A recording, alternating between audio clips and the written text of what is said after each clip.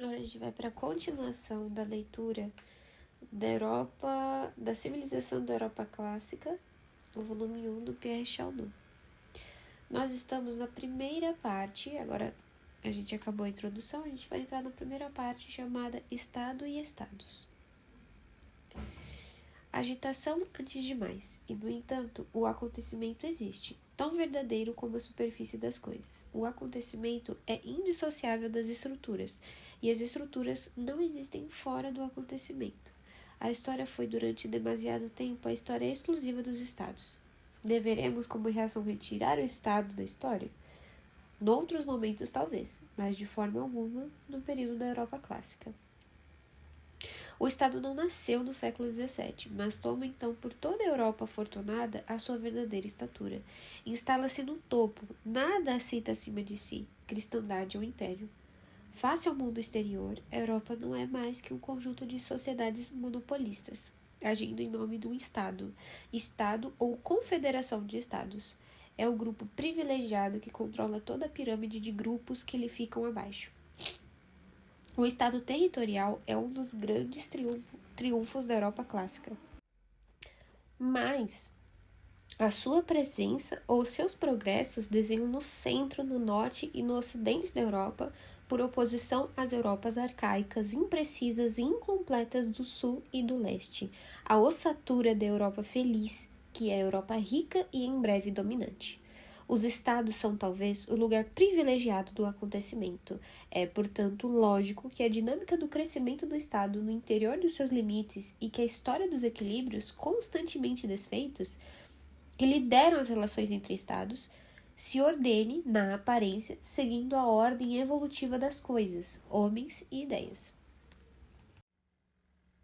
Agora sim, capítulo 1, o destino do Estado.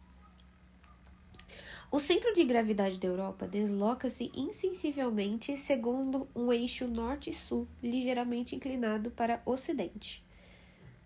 No século XVI, a Europa que importa é a Mediterrânea, Espanha e Itália. O processo encetado para a conquista do mundo é um feito, antes de mais, da Europa mediterrânea. Associa homens e estados da Península Ibérica às ideias capitais e savoir-faire de Itália. O centro intelectual e artístico da cristandade no século XIII situa-se entre Somer e Loire, com a Inglaterra de Duns Scott e a ocidente e as cidades renanas da Alemanha episcopal a leste. O Renascimento coloca na Itália o centro da gravidade da Europa. Totalmente diversa a dinâmica de base da Idade Clássica. Uma vez mais, a demografia é decisiva. A derrota do Mediterrâneo prepara-se nos fins do século XVI, princípios do século XVII. Exprime-se antes de mais em termos de população. O período de preponderância intelectual italiana chega ao seu termo, digamos, entre os meados do século XVI e o início do século XVII, enquanto o tempo da preponderância espanhola cessa brutalmente durante o ano de 1640, entre maio e dezembro. No momento em que o recuo inglês do triunfo dos Stuarts em 1603, a Glorious Revolution em 1688 e 1689, recuo que secretamente prepara algumas das condições misteriosas da explosão do crescimento no século XVIII, conduz a Inglaterra à insignificância a nível externo. No momento em que as catástrofes demográficas da Guerra dos 30 Anos aniquilam a Alemanha por todo um século e meio. O apagar do Mediterrâneo, o apagar acidental da Alemanha e da Itália asseguram por cerca de 50 anos a preponderância do centro, ou, se preferir, a preponderância da metade norte da Europa densa dos 40 habitantes por quilômetro quadrado, a França numerosa ao nível intelectual e político e as províncias unidas ao nível econômico. O controle do grande comércio colonial efetua-se a partir de então do Mar do Norte. Antuérpia é eliminada. Londres igualmente. O Sund, bloqueado pelo excesso da fiscalidade dinamarquesa, dá-se o descalabro da conjuntura do norte em relação à do Mediterrâneo e à da América Espanhola. e eis assegurada entre 1630 e 1660 a hora de sorte de Amsterdão. As consequências do acidente, que concentra em França e na Holanda o benefício da deslocação para o norte da Europa, apagam-se do decênio de 1680. A Inglaterra encontra o seu equilíbrio, a Alemanha reconstitui-se, a Turquia retrocede, a Áustria e a Rússia alargam a Europa na direção do Danúbio e da Ucrânia, enquanto a revolução intelectual e científica conduzida por Leibniz e Newton passa por uma segunda fase.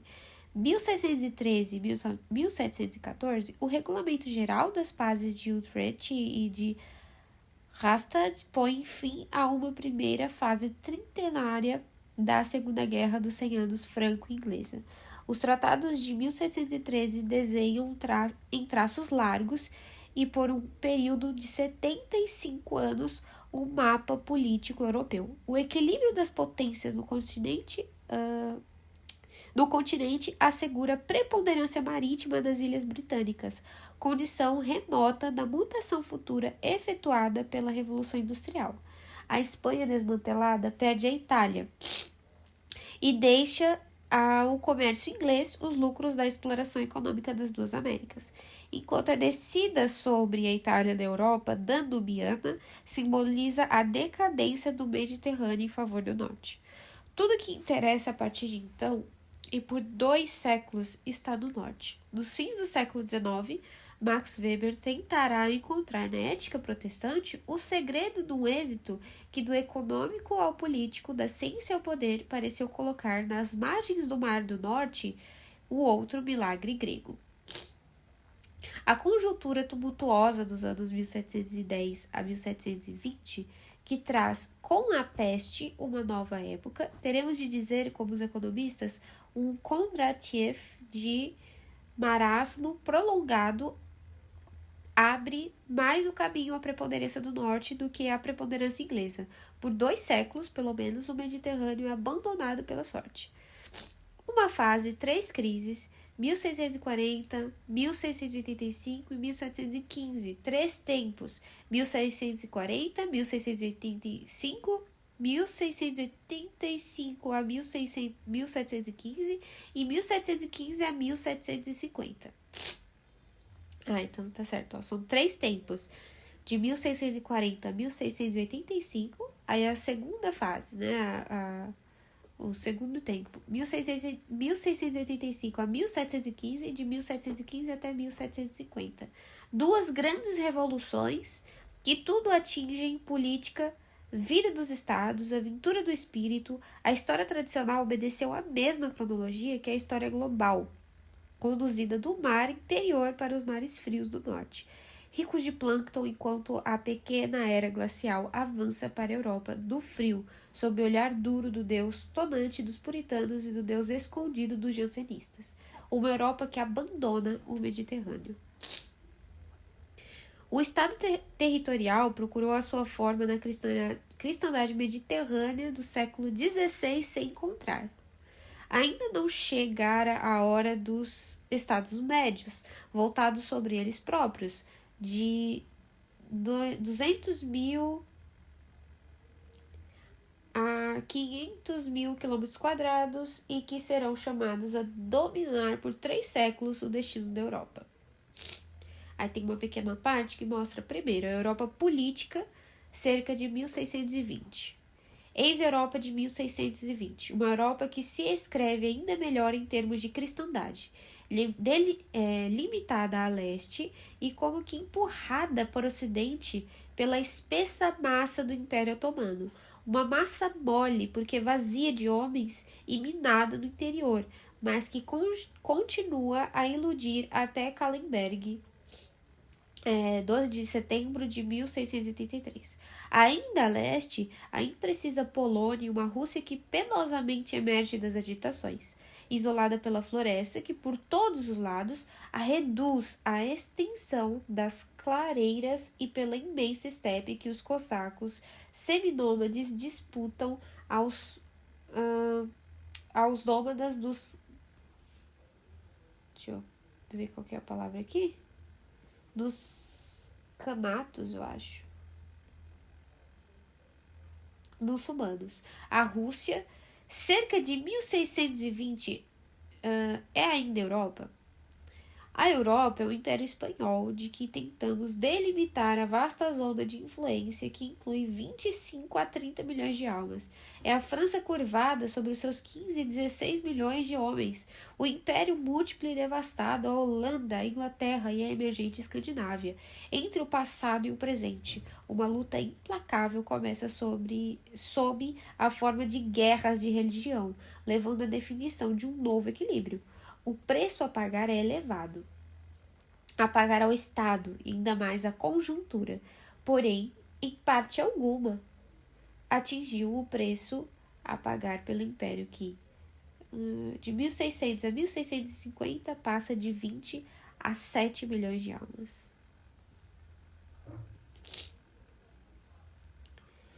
O século XVI foi o século dos grandes impérios nebulosos. A Espanha de Felipe II é um protótipo, tal como fora da cristandade a arcaica Turquia. Em 1598, o Império de Felipe II controla diretamente 19 milhões de homens. A Europa diretamente 30 e 40 por todo o mundo, de Sevilha a Manila, passando por Goa, Veracruz, México e Lima.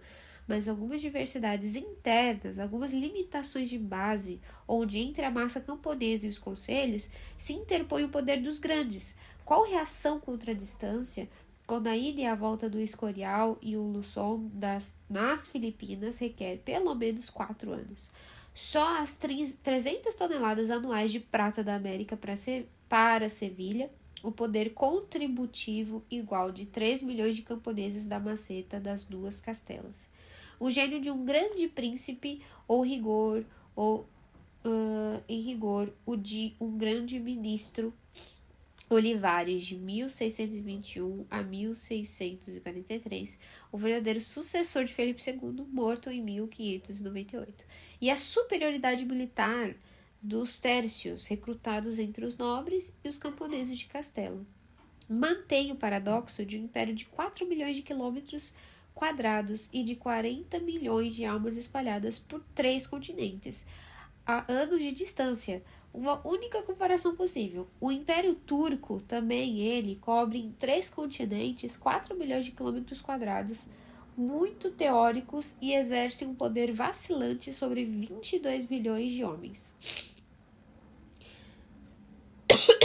Um outro tipo de estado arcaico, a Polônia. A União de Lublin, em 1569, justapõe o Reino da Polônia e o Grão-Ducado da Lusitânia numa república una e indivisível, mantendo cada um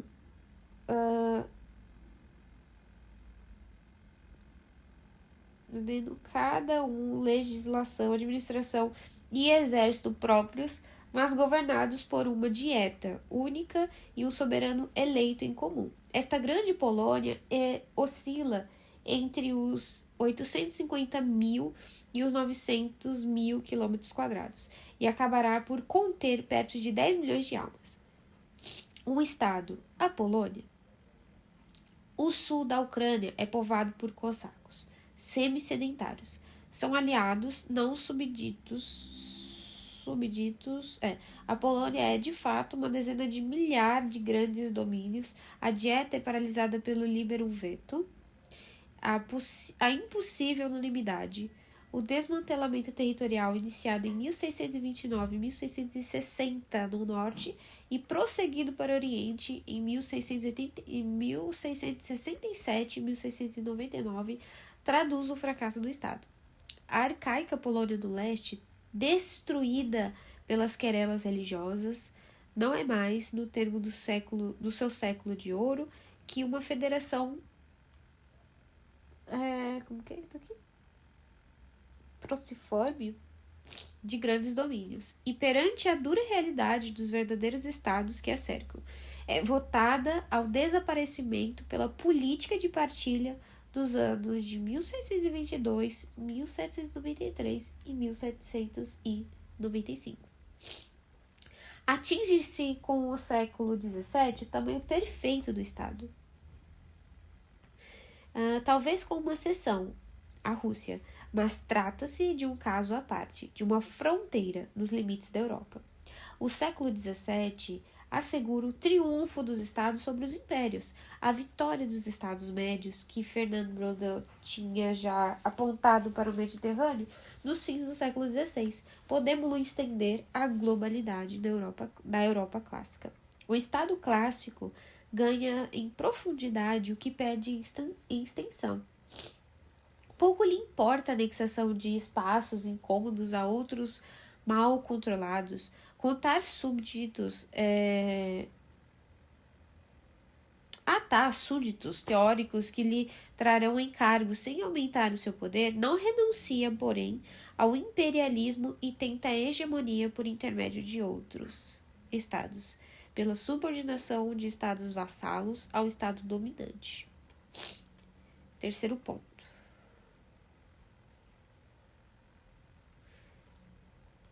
Nossa, esse PDF tá todo confuso. Por que tá o terceiro ponto aqui?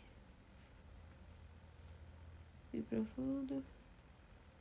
De idade. Tá. Não sei. Acho que...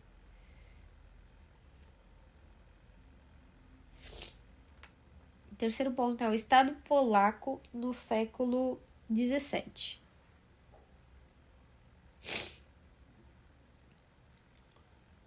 Esta Polônia do século de ouro, o mapa tenta traduzir a complexidade religiosa. Não nos deve iludir. Tal complexidade é também causa da fraqueza.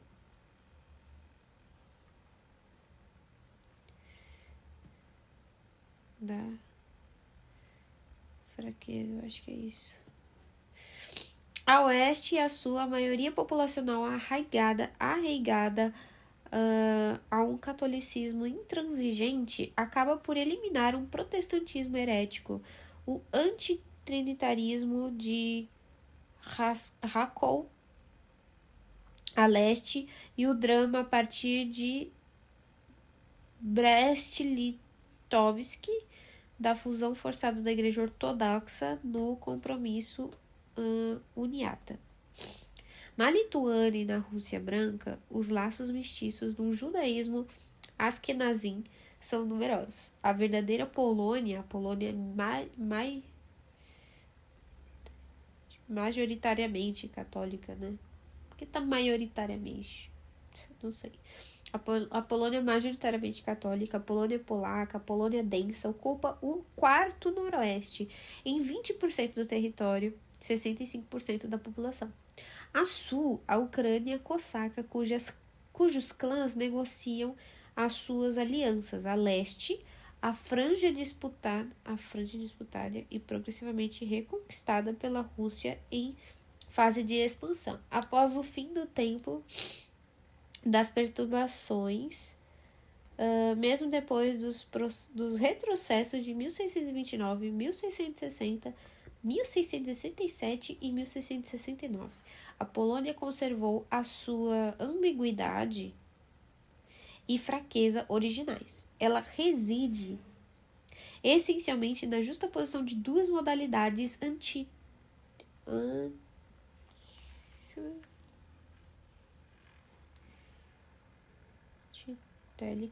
antitélicas de ocupação do solo.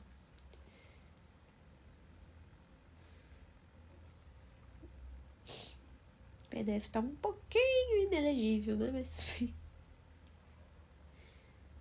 inelegível. Meu Deus do céu, eu falei inelegível. Ilegível. Pelo jogo sutil do equilíbrio. Como assim?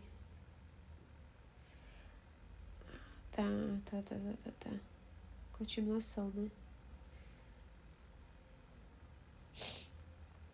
Estados, pela subordinação de estados vassalos ao estado dominante, pelo jogo sutil do equilíbrio, ao primeiro grupo pertence a hegemonia francesa entre 1660 e 1690, ao segundo a hegemonia inglesa após 1715.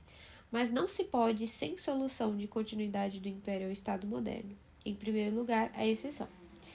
Mesmo processo inverso. No leste, a Polônia constitui caso extremo. O exemplo de Espanha ainda melhor. Ao longo de todo o século XVII, o Estado recua em Espanha, apoiado num punhado de servidores fiéis, bons técnicos de direito saídos das classes médias, os letrados. Felipe II governava efetivamente os reinos mais próximos, o conjunto dos estados no plural da coroa de Castela, 6.900.000 almas, aproximadamente em 378.000 km², ou seja, uma densidade de 18,2 em 1594. Prova de uma eficácia raramente igualada. A rede compacta das medidas que nos permitem hoje conhecer esses homens. Esta realidade do Estado espanhol no século XVI é testada por todo um conjunto de provas documentais. Sabe-se com que cuidado foram conduzidas por toda a Castela da Meseta. Da Meseta, tá certo. As grandes inquirições de 1575 e 1578. O questionário de 1575 que os inquiridores... Não sei por que tá inquiridores, meu Deus do céu. Inquisidores passeiam casa por casa não contém menos de 57 rúbricas. O de 1578 ainda é 45. O arrolamento de 1594, conservado em Simancas, sobre o conjunto dos territórios da coroa. Quanto à expulsão dos mouros, esta foi preparada por minuciosos inquéritos que permitiram recentemente a Henri Lapierre construir a geografia científica desta Espanha muçulmana condenada a trágico fim. Inquisições e Inquirições e arrolamentos são condições necessárias, se não suficiente, de um Estado moderno. No interior do demasiado vasto Império Espanhol, havia em Castela, nos fins do século XVI, a promessa de um Estado clássico. O Império, quando da recessão do século seguinte, impede a realização desse Estado. A laminação das classes médias permite o regresso em força dos grandes à direção dos conselhos e a eliminação progressiva dos letrados, pelo preço de uma perda sem igual de eficácia. Entre o arrolamento de 1594 e o vezindário geral de 1517, nenhuma estatística global. O Estado espanhol sente a necessidade de um balanço no meio do afundamento demográfico e das agitações que caducaram totalmente a documentação do século XVI. Sente-o, mas é absolutamente incapaz de o realizar, no mínimo por 2 vezes, em 1646 para o conjunto da península e em 1691 unicamente para os homens capazes de usar armas. A administração espanhola deitou mão a uma tarefa que não foi capaz de levar a um bom termo. Ora, um Estado moderno e relativamente feliz constitui-se no século XVIII, com os ministros que de cima dirigem os conselhos, os intendentes, que na província põem em prática o querer dos ministros e um processo encetado de regulamentação administrativa da Espanha periférica, a partir do centro melhor controlado dos planaltos de Castela. Um esforço de imitação do modelo francês rapidamente atribuído aos Bourbon, Felipe V, em 1700 a 1746, Fernando VI, em 1746 a 1759, e Carlos III, em 1759 a 1788. Mas, entretanto, pouco a pouco o Império dissolve-se. A Espanha saída das provações da Guerra de Sucessão de 1713 é uma Espanha reduzida à Península e à América. Felipe V reina sobre 16 milhões de súditos, um pouco menos de 6 na Península, um pouco mais de 10 na América.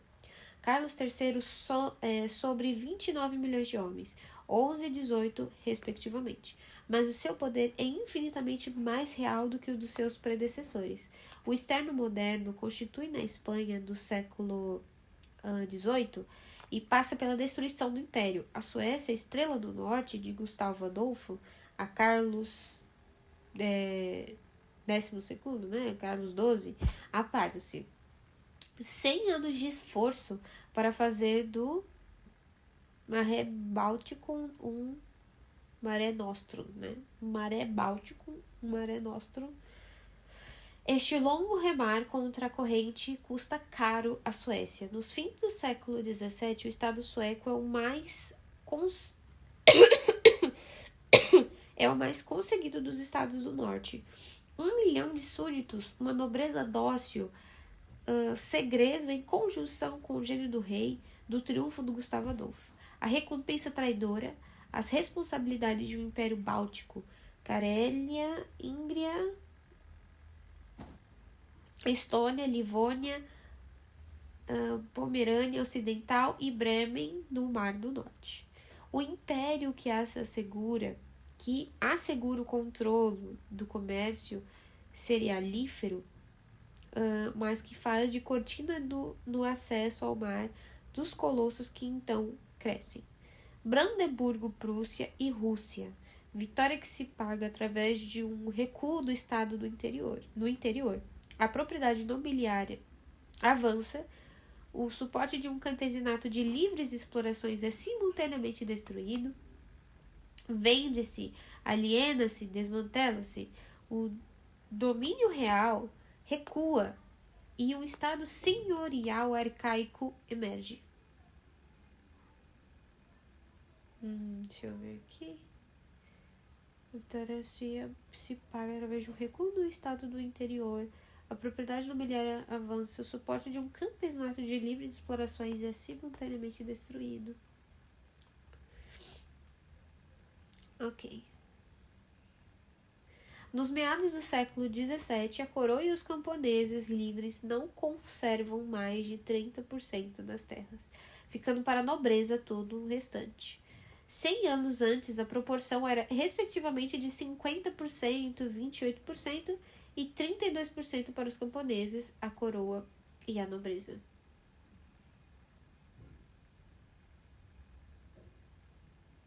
Então, 100 anos antes, a proporção era de 50%, 28% e 32% para os camponeses, a coroa e a nobreza.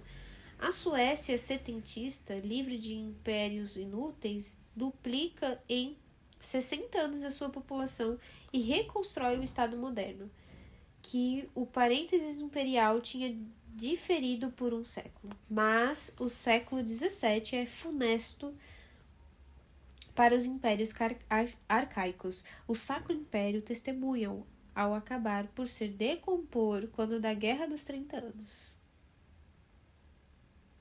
Os tratados de Westfália dão-nos o saldo de uma catástrofe sem precedentes. Nos 900 mil km², a população do Império passou de 20 para 7 milhões no espaço de 20 anos. Ou seja, 1625 a 1645.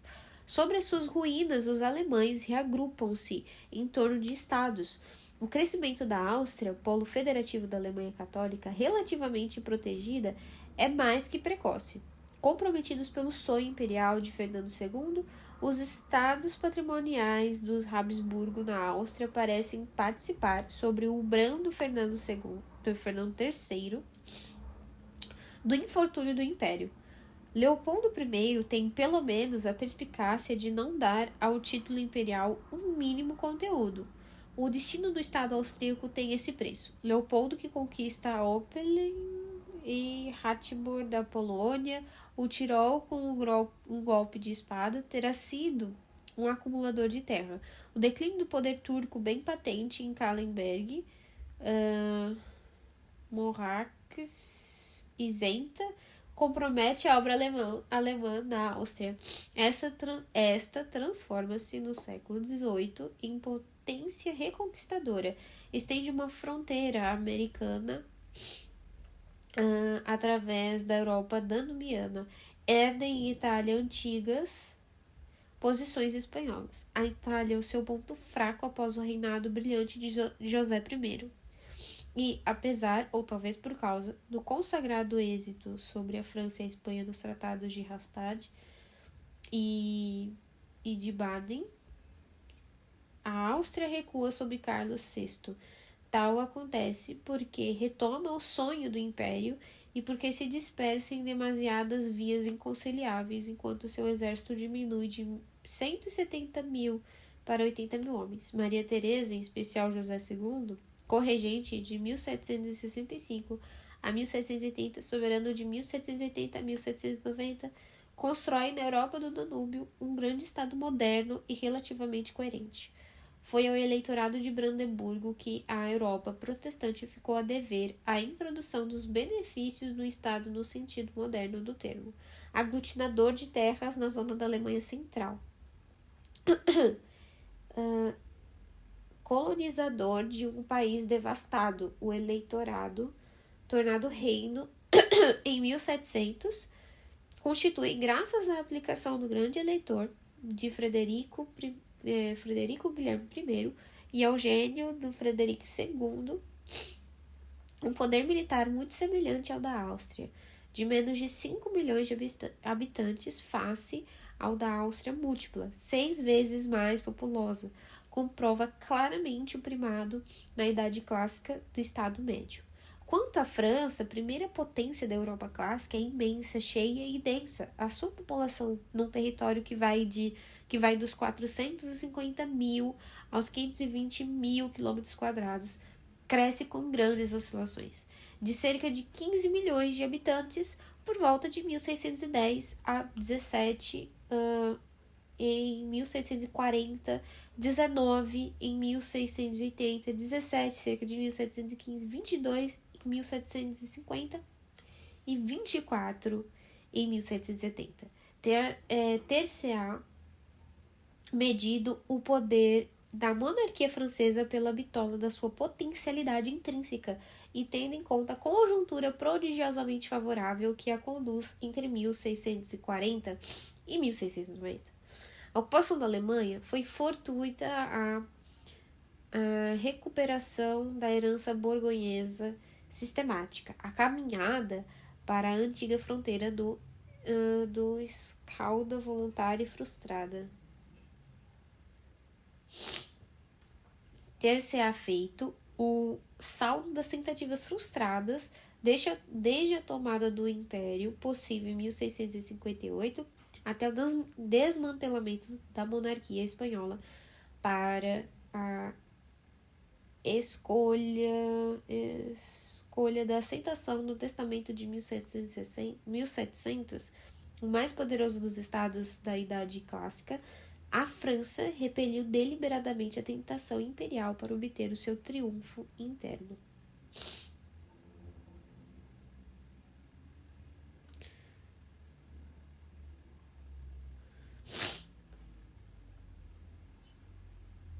Deixa eu só conferir.